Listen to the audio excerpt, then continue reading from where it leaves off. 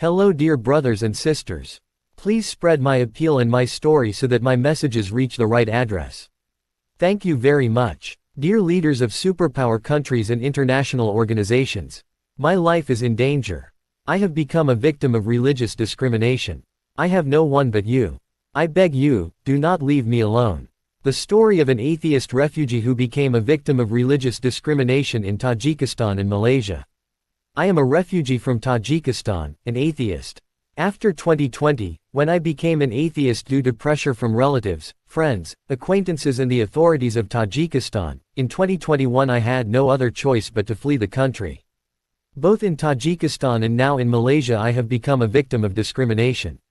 I, Sharipov Idris Kursandmurodovich, was born on the 1st of January 1998 in the city of Gisar, Tajikistan. Until 2020, I never violated the laws of Tajikistan and was never prosecuted, not even for minor violations. In 2020, my father passed away. After his death, my life changed due to betrayal by relatives and unfair pressure from the dictatorial regime of Tajikistan. Until that time, I was a Muslim. But after much betrayal and injustice, I stopped believing in God and religion, becoming an atheist. This became the main reason for my escape from the country. On the day of my father's death, I was in Kyrgyzstan. I have 5 brothers, all of whom lived in Russia. The main person who destroyed my life was my brother Alim. On the day of my father's death, Alim called me and told me to urgently return home to help my mother. I replied that I had no money, and reminded him that the borders were closed due to the coronavirus, with checkpoints every 2 kilometers. Alim said, "Tell the border guards that your father died, and they will let you through." I went to the Kyrgyz-Tajik border and explained the situation to the Kyrgyz border guards.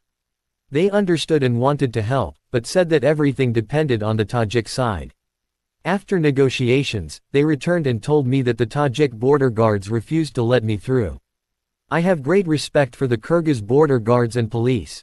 They sincerely tried to help, let me through more than 50 checkpoints, and even wanted to release me themselves, but the Tajik side refused. I called Alim by video call, showed him the border, and said that they were not letting me through. Alim replied, "You took the money, you don't need either your father or your mother." These words pierced my heart like a knife. I still decided to return home and cross the border illegally. Later I realized why Alim insisted so much. In our family there are 6 sons and 2 daughters. By tradition, all inheritance after the father's death should go to the youngest son. During his lifetime, my father said that the inheritance would be mine. Alim's goal was to disgrace me and deprive me of my inheritance, and he succeeded. On the day of my father's death, he told everyone that Idris did not come for his father, but for the inheritance. After that, relatives, friends, and acquaintances turned away from me. Until 2020, I was a believing Muslim, but after everything I experienced, I began to doubt and stopped believing. Learning that I had become an atheist, Alim reported me to the police. The police, namely the district officer of my area, Sharipov Davlatmarad, beat me and called me a traitor. Later, different people began offering me money to commit crimes, some to kill enemies, others to blow up parliament for $70,000. I reported this to the police, but Alim and these people denied everything, portraying me as a liar. The police believed them, took bribes, and beat me again.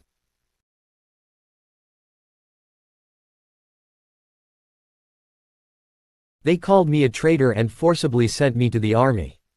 2 months later, war began on the Tajik-Kyrgyz border. They wanted to send me there, but I refused, because I did not want to kill Kyrgyz people who had previously helped me. The soldiers beat me and called me a traitor. One of them put a broken needle in my food. I did not notice it immediately, but soon I felt severe stomach pain. An examination revealed that there was a needle in my stomach. I underwent surgery, and it was removed. I told the commander that the soldiers had done this, but they did not believe me. They said that I had staged everything myself in order not to fight. A week after the operation, I was sent to a pre-trial detention center, and after 3 months I was sentenced to 2 years. After being released in 2021, the district officer of my area, Sharipov Davlatmarad, summoned me to the police every 2 to 3 days and demanded that I explain my rejection of religion. I said that Tajikistan is a secular country and everyone has the right to be a believer or an atheist. In response, Sharipov Davlatmarad beat me and every 2 to 3 days extorted money from me. After that, I was forced to flee Tajikistan. I left the country because of injustice and persecution. Since 2021, I have been in asylum. The authorities of Tajikistan continue to persecute me, accusing me of treason and fraud. I wrote 4 times to the President of Tajikistan and twice to the Prosecutor General's office, proving my innocence, but I received no answer. On the 16th of October 2024 I came to Malaysia to obtain a visa to Germany. But on the 29th of December 2024 my money and passport were stolen. On the 20th of January 2025 I applied at the Tajikistan embassy to get a new passport, but 10 months have passed and I still have not received it. Some say, wait, others say, go to Tajikistan and get it there. All other citizens are issued passports at the embassy, but I was denied because I became an atheist.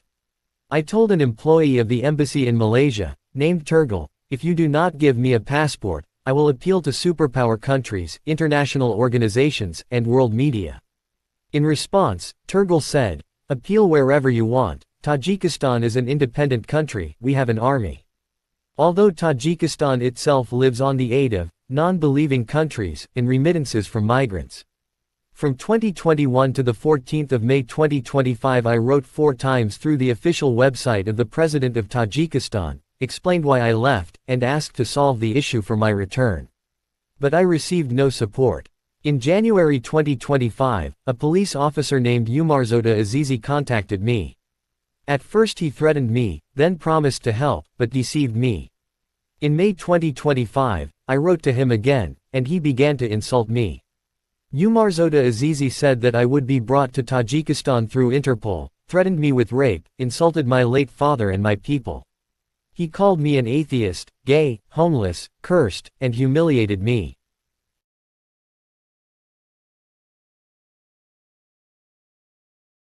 Umarzoda Azizi also made harsh offensive statements against Jews and non-Muslims.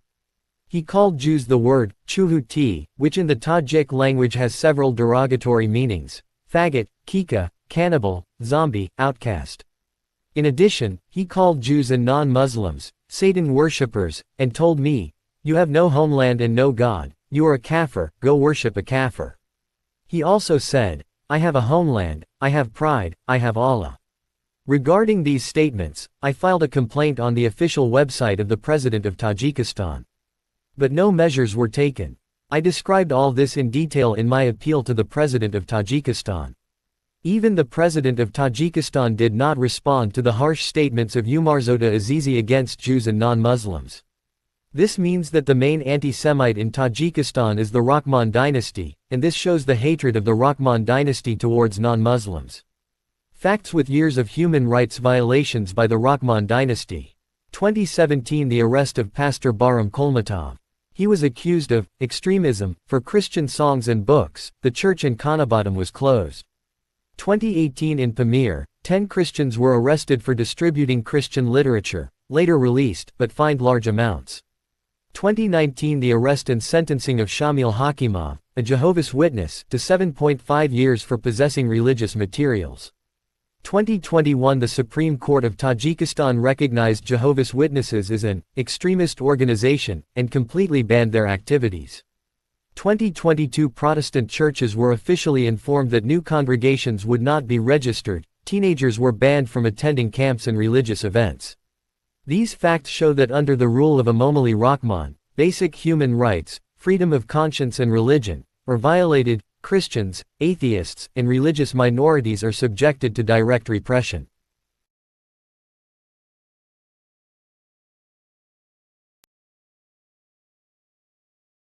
After all this, on the 14th of May 2025 I opened a YouTube channel to fight for the liberation of Tajikistan from the Rahman dynasty and terrorists, and also so that other people would not become refugees and victims of religious discrimination like me.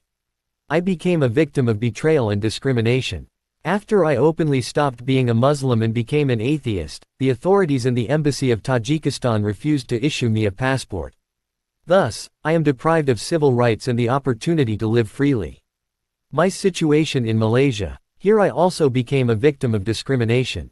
I was robbed 3 times at Kuala Lumpur airport. I wrote complaints and applied to more than 10 police stations, but none of them took action against the thief, because I am an atheist. After my passport was stolen, I registered in the UNHCR online system in Malaysia to protect myself from deportation.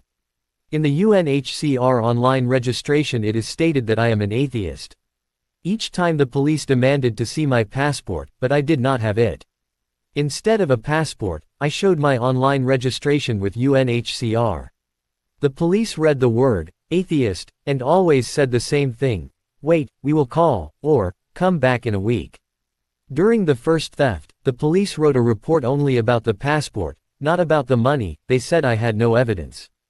During the second theft, they also refused. During the third theft, when I had evidence, phone and money, the police wrote a report about the loss of my phone and money, but I went to more than 10 police stations for 2 months, and there was no result. This third theft happened 3 months ago. I tried for 2 months to achieve justice, but until now no one has helped me. For some time I lived at the airport because my money was stolen 3 times. After I became an atheist, I had no one left among my relatives to help me. About a month ago I was kicked out of Kuala Lumpur airport because a policewoman, I don't know her name, tried to take 800 ringgit from me by force and threats. I refused, and then she kicked me out of the airport. Later I spoke with a policeman named Riza, who works at the airport. I told him that I had been kicked out. I asked for permission to stay at the airport or help so that the thief would return my stolen money. I had no other option but to stay at the airport. Then Riza began threatening me. He said that he would do everything possible to deport me to Tajikistan. I explained my situation, but Riza said, I don't care about your problem, I promise to deport you. Through 3 thefts I lost my phone, passport, and 26,000 ringgit, almost $6,000. I have all the evidence, videos, audios, screenshots. Everything I mentioned above is confirmed by facts. Please, support me and help convey my story to the world community. Please, force the authorities of Tajikistan to issue me a passport. Please, force the authorities of Malaysia to take action against the thief so that the thief returns my money and phone. I have been living on the street for more than a month and eating leftovers from restaurants. All my statements mentioned above are supported by evidence, screenshots of conversations and videos. With respect and hope, Sharif Idris.